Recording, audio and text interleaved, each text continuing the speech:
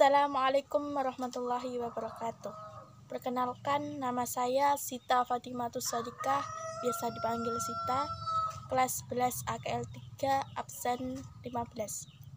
Oke. Saya di sini akan menjawab soal yang terdapat dalam buku akuntansi.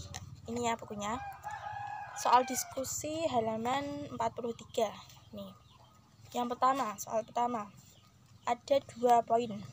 Pertama, yang A, kriteria atau persyaratan suatu aktiva dapat dilakukan sebagai kas.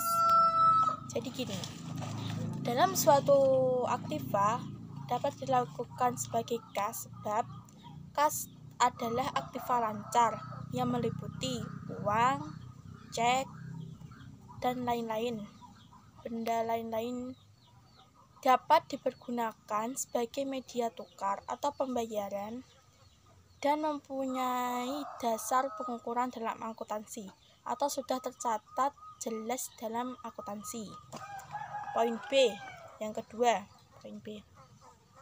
Mengapa Wesel Bank dan Wesel Pos dalam neraca disajikan sebagai kas? Jadi gini, karena Wesel Pos dan Wesel Bank termasuk dalam aktiva lancar atau berupa harta. Jadi dalam neraca disajikan sebagai kas sebab sudah ditentukan atau sudah ditetapkan dalam akuntansi sebagai harta dan tidak untuk dipertanggungjawabkan. Yang kedua, soal kedua. Saya bacakan ya.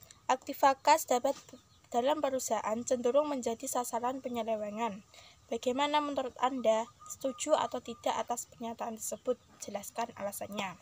Jadi gini ya. Menurut saya setuju. Sebab apa? Jika kas yang berlebihan mengakibatkan ada sebagian dari kas yang menganggur, tentu tidak akan menguntungkan.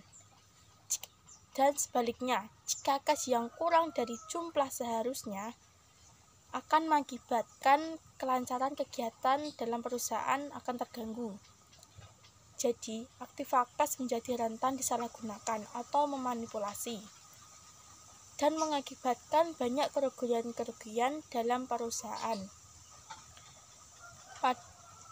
Kerugian-kerugian tersebut dapat diatasi dengan cara menerapkan sistem pengendalian, penerimaan, dan pengeluaran kas yang baik. Sekarang nomor 3 ya. Soal ketiga.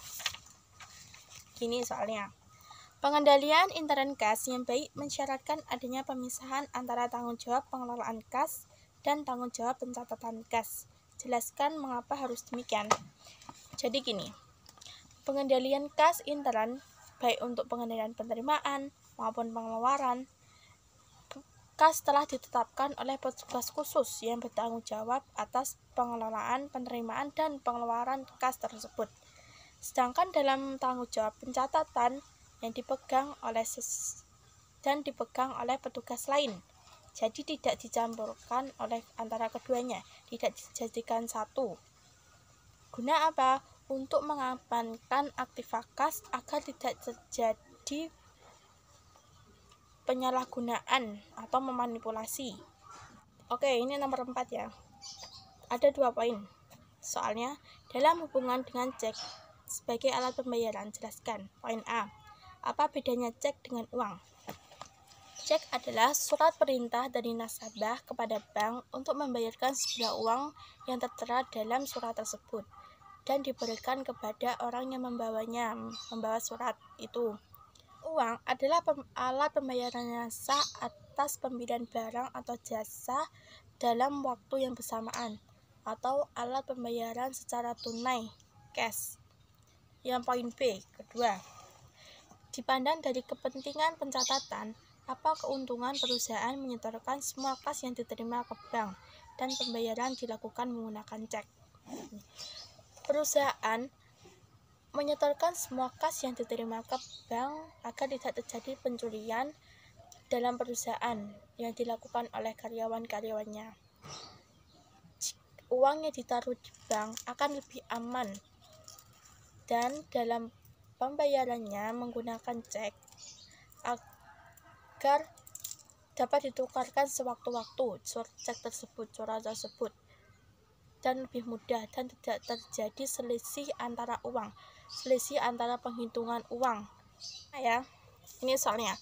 Dalam hubungan dengan anggaran kas atau kas budget, jelaskan kepentingan manajemen perusahaan terhadap laporan arus kas. Jadi gini, dalam kepentingan manajemen, yakni dalam arus kas, diperlukan perencanaan atau anggaran-anggaran kas untuk periode-periode tertentu guna mencatat hasil laporan keuangan secara detail.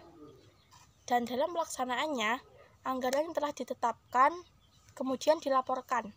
Manajemen hanya melakukan perbaikan-perbaikan yang diperlukan atau memperbaiki kesalahan-kesalahan dalam arus kas.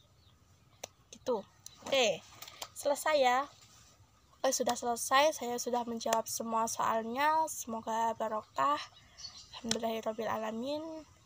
Sekian, wassalamualaikum warahmatullahi wabarakatuh.